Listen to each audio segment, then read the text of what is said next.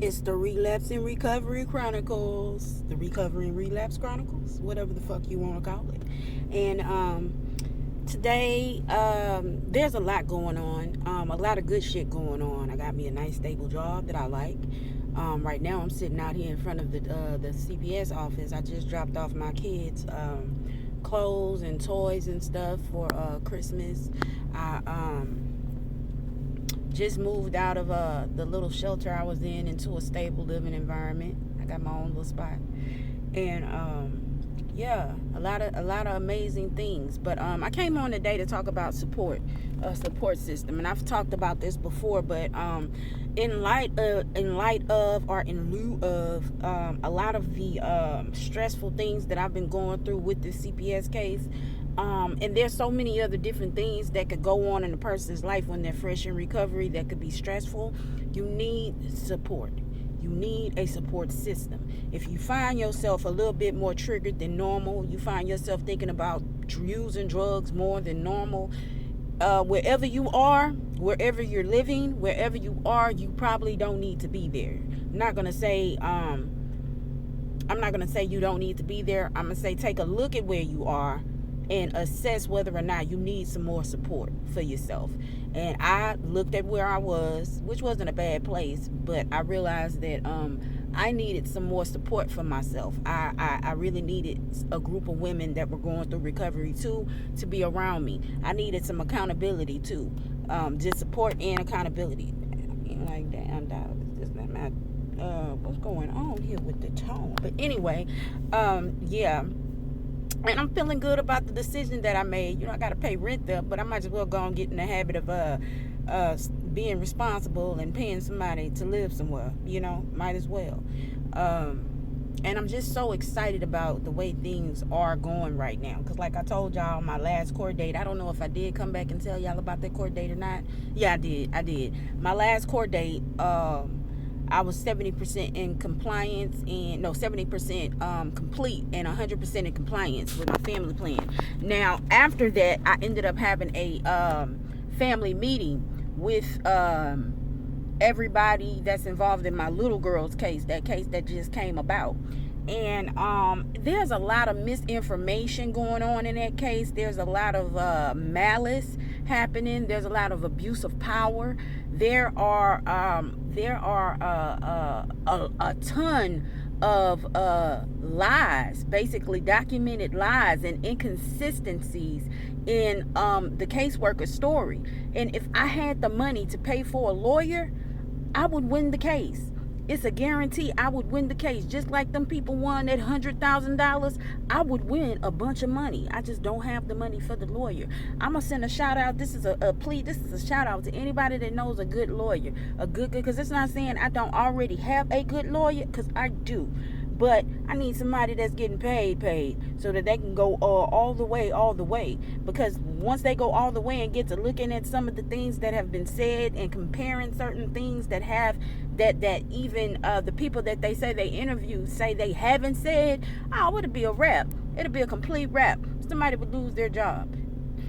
But due to the fact that I am where I'm at, and this happens so much with a lot of women, a lot of black women in particular. It's like they have constructed this organized crime ring to just take children from people who don't even deserve to have their kids taken away. Mind you, I think I did deserve it to a certain extent, but for what they got me going through. Now, I can't even see my kids, in person, and they were trying to take visits away from me on felonious bullshit, like real life bullshit, trying to take my kids take the visits away from me based on someone saying how my children may feel after they visit with me, which should be normal because I am their mom and they miss me. I've had my kids all their life up until that point.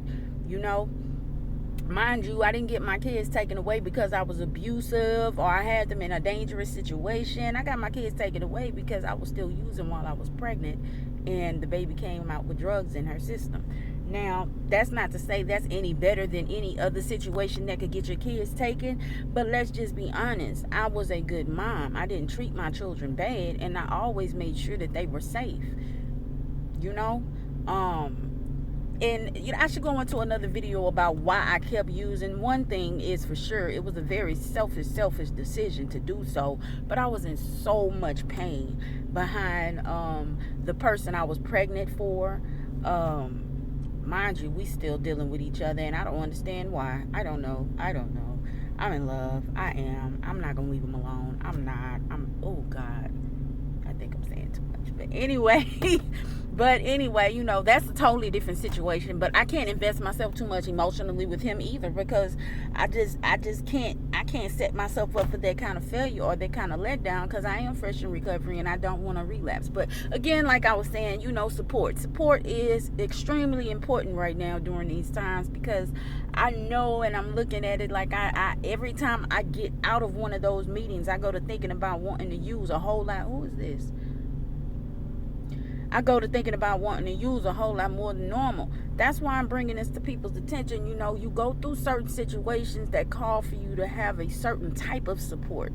And you can't bring all of your problems to certain people. Now, me, I'm one of them thick-skinned people that just feel like my story needs to be heard. It's going to help somebody. But I don't advise everybody get on Facebook, YouTube, TikTok, or any other social media platform and tell your story out front, out straight. That's why they have AA and NA, and that's why it's anonymous. That's why the anonymity is important, because certain people will judge you and it will keep you out of certain positions in life.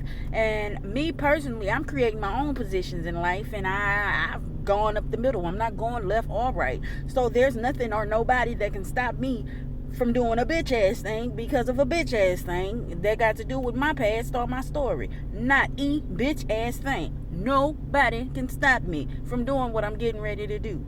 I was built for this shit. Everybody not built for it. You know what I'm saying? So I don't advise everybody to do it. But the tips and advice that I do come from a lot of what I am going through right now.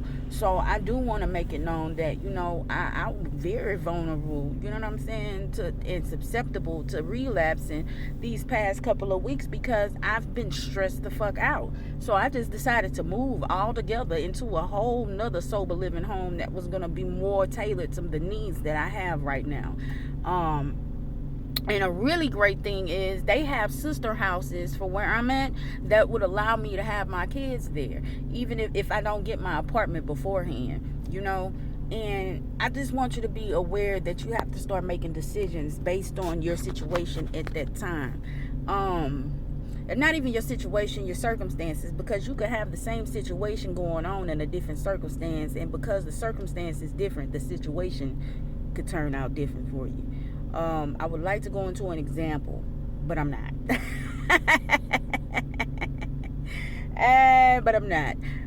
Because the only example I have right now could get a couple of people fired the fuck up. You understand?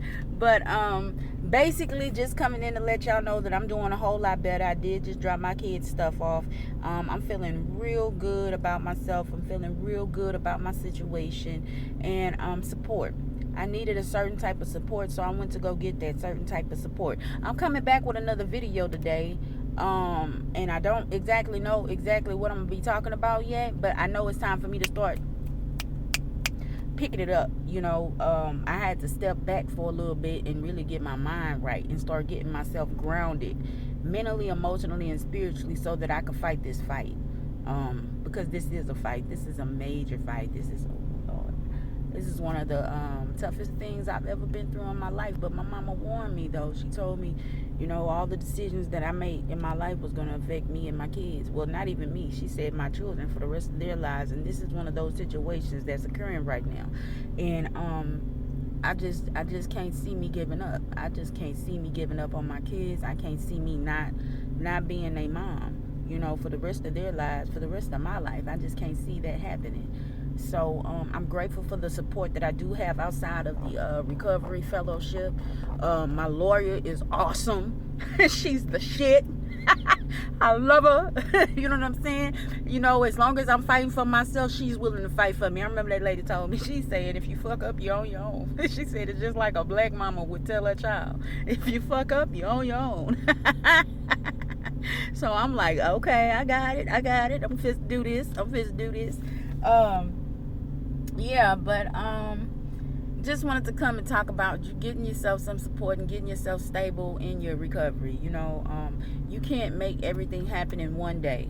Take your time and make sure that you have a vision for yourself. And I think that's one of the mistakes that I made when I relapsed. I didn't think about my kids because the vision that I did create, the vision that I had created, didn't have my children in it, which is why I had to go through that whole process of relapsing and being out there mourning that vision that I created that didn't have my kids in it. Lo and behold, I come back out of here and don't got my kids.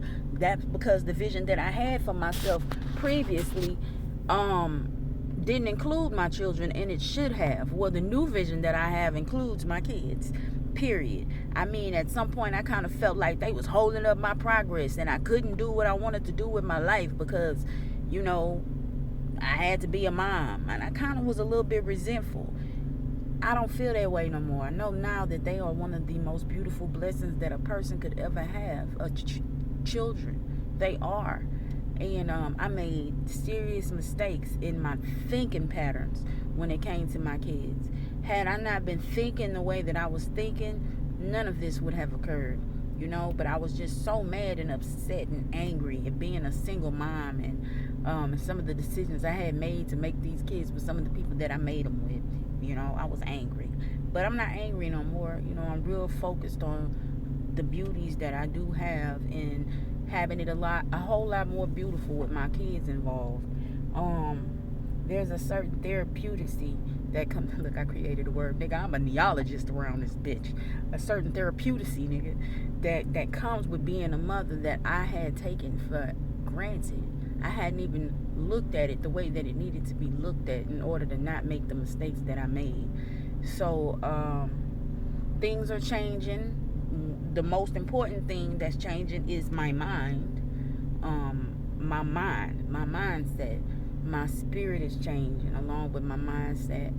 And my heart is so open, to loving those babies that it don't make no sense. I miss my kids. But I missed myself. To be honest with you, boy, I was out there tripping. Boy, I can't wait to show y'all the mobile. I gotta wait till I get my kids back though, because they'll fuck around, find them videos and say they were now. I was doing that shit now. I'm like, oh yeah, they come up with all kind of stuff. I'm talking about they don't even talk about all the negative urine tests that I be having. All they talk about is my old positives. I'm like, well, that defeats the purpose of reunification. Ain't nobody trying to help me, really. Oh, let me show y'all this hair. Yes, baby. Yes, I brought back that 1963 to 68. The lump. I got the lump with the ponytail. Yes. I'm about to go get these lashes done though, boo boo, because I feel like that is what is missing from this look, boo boo. But yeah. This has been the Relapse and Recovery Chronicles. Look at him texting. Did you make it? Yes, I made it, sweetie. And this has been the Relapse and Recovery Chronicles, the Recovery and Relapse Chronicles, and this is your girl iRose from the Concrete. This is my concrete, and one day we should do a video about concretes and what the fuck the concrete look like. It's the jungle! Coming about the jungle! Let me stop.